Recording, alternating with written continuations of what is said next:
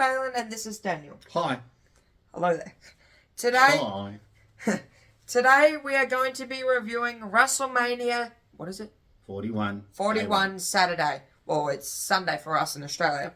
What a heck of a show it was. I absolutely loved it. What did you think of the entire show? Not bad for a Monday Night Raw.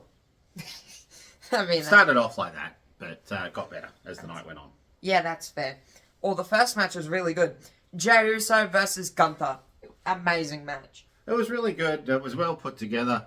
Gunther tapped out, which I thought was interesting. There's a lot you can do with that. And Jey winning the title, which was always going to happen for mine. So, yeah, solid match. That was well put together.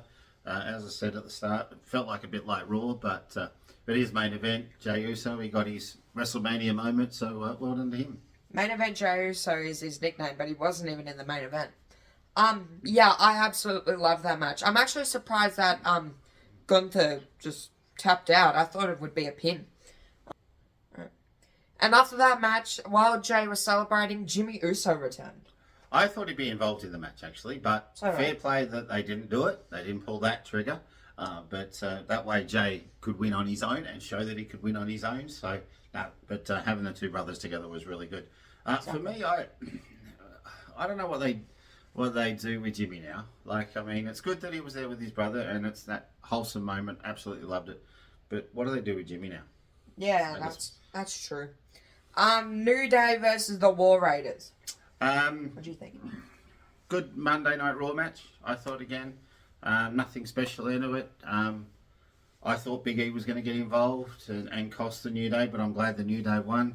It'll be interesting to see where they go now with the tag team division. But solid match once again. Yeah, enjoyed it. Solid Monday Night Raw match. Jade. What did you think of it? Oh, it was an alright. I said solid Monday Night Raw match. Jade Cargill versus Naomi. First off, Naomi's got a new theme song. What do you think about that? Not much. Not much. I mean, she couldn't use Feel the Glow, so we knew a new one was coming. So that's fair.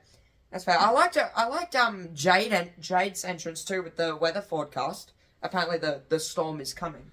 Yeah, that was cool. That was alright. Jade Cargill picks up the win. What do you think about that? Once again, solid match. They were very well put together. They seem to have a bit of chemistry together, which always makes a match. So no, I was impressed with it. So yeah, so did I. I expected less than what I got, so I was happy with it. Yeah, that's true. I thought it was a solid match as well. LNI versus Jacob Fatu. I really, really enjoyed this match. Congratulations to Jacob. I've got to say, well deserved. I think since he's come on the scene. Yeah, in WWE and even his other stuff prior to WWE, he's been absolutely amazing. Great workhorse. Interesting to see what happens now with Solo didn't get involved either. He was there at the start, but he didn't get involved. So it'll be interesting to see whether now Solo comes out and says, "Oh, you want it for us, and you want it for us, and you want it for us," and he goes, "What?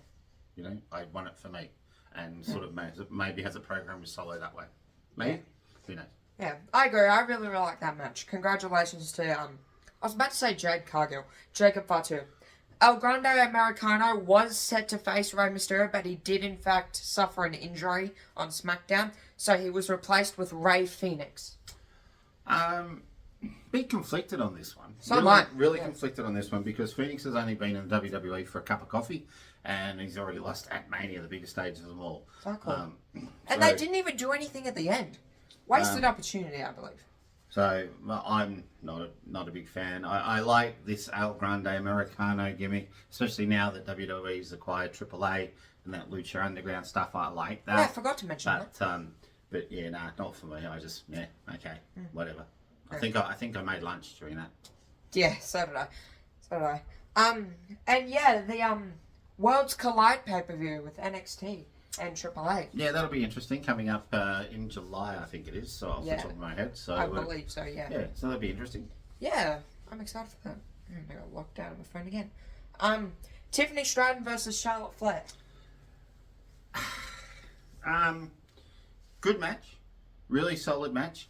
Tiffy's entrance was cool. Not a lot of chemistry I felt in some parts between the two. Sometimes it was a bit clunky in there, but the two girls did an amazing job for mine. I think they put on a solid effort. As I said, there were parts where it was like, oh, that looked a bit, that chemistry wasn't there. But well done to both of them. Fair play. Yeah, I agree with that. I actually thought the match was really good too. And finally, the main event: Roman Reigns versus Seth Rollins versus CM Punk. I gotta say, Hang on, I just want to do something. There's a bloody fly on my leg. What am I doing? Being Paul Heyman. No, I'm Blind Freddy. Blind Freddy could see that was going to happen, that ending, with Paul Heyman and Seth Rollins. What a match. What a match. I don't know how long it went for, but no, it was a very, very good match. So many close finishes. I enjoyed the Punk entrance. Before the fly interrupted me, I was going to talk about that. Oh, you talk. You do. Yeah. Anyway, just what he was going to say. I loved the CM Punk entrance, and also with this Fire Burns theme song. That's hot take. That's the best theme song in WWE. Fight me. But yeah, and also the performance from Living Color, chef's kiss. Anyway. But yeah, it was very. You can tell all three of them have chemistry. Whether they like each other in real life or not, we don't know. But for mine, I think they put on an amazing match. Probably 10 out of 10 for mine, I think. I agree. For the entire show or the match? No, just for the match. I think overall it was very solid for no one. As I said, it started off as a Monday Night Raw. How'd that feel about it, even though... also, but I enjoyed the match, and well done to Seth, who potentially now has turned heel. I guess we'll find out tomorrow. That is 100% a heel. From there, or maybe on Raw. From that, but the problem is now people will still sing his song unless he changes his song. I swear, if they change his theme song. But for mine, overall, I'd give it a solid 7. Solid 7. Because it started off that Monday Night Raw-ish feel for mine. That's true. And also one thing, and I know you don't watch this video, but to Shawn Michaels, mate, if you're gonna tell us about the crowd, don't show us beforehand. It's like Uno cards. Before guy, you could see it, and not knocking him because the excitement. I get he. Not that he's watching this video. No, but he actually had held the card and had 61,467, whatever the number was, on the thing, and we knew straight away what the announcement for that was. But also just on that, and I watched a little bit because it was early morning for us here in Australia. I watched a bit of NXT. Beforehand. Stand and Deliver. Well done to everyone involved in Stand and Deliver. Absolutely amazing show from start to finish. Yeah. I only watched one match of Stand and Deliver, and it was the main event. I thought it was absolutely amazing. Anyway, that's night 1. We got night 2 to go. Yeah, I'm so excited for night 2. What match are you most excited for? Tomorrow? Yeah. I'd be interested to see what they're going to do now with the women's tag team match. Because there's so many things that could happen there. On night 1, Bailey was injured, and night 1 kickoff. Now she's got to. Laura's got to find a tag team, a partner. I'm guessing Becky Lynch. There's also the possibility, and I saw this on Twitter, that the Iconics aren't going to be at a signing session on Sunday. Not that I'm reading too much into that, but is it a possibility that they've signed a WWE deal from there, and then they come into the match somewhere along the line? So I'm interested to see that one, and obviously the main event. From there, I think John Cena's going to win. Then they can put a program with John Cena, but where do they put Cody and all of that? From there, after he loses the title, not that I want him to lose the title, but if he loses the title, where do they put a program with him?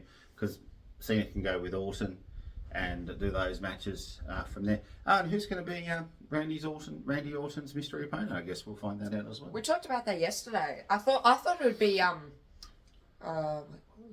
Nick Aldis. I thought Could be. I guess we'll all find out tomorrow, won't we? And also, just to mention, Kevin Owens was at the Hall of Fame ceremony. Right behind Randy Orton. Anyway. Yeah. Anyway, this is going on for 10 minutes. Let's just wrap it up. Thank you all so much for watching this video. Make sure you like and subscribe. And also, thank you all so much for 50 subscribers. I know it's not a lot, but trust me, it means a lot to me and my dad. More him. Yeah, more me. I didn't even think we'd get to like 15 subscribers, but here we are. Yeah, anyway, thank you all so much for watching this video. Make sure to like and subscribe. I'll see you all for night 2 of Wrestlemania. Bye. See ya. What are you, John Cena now?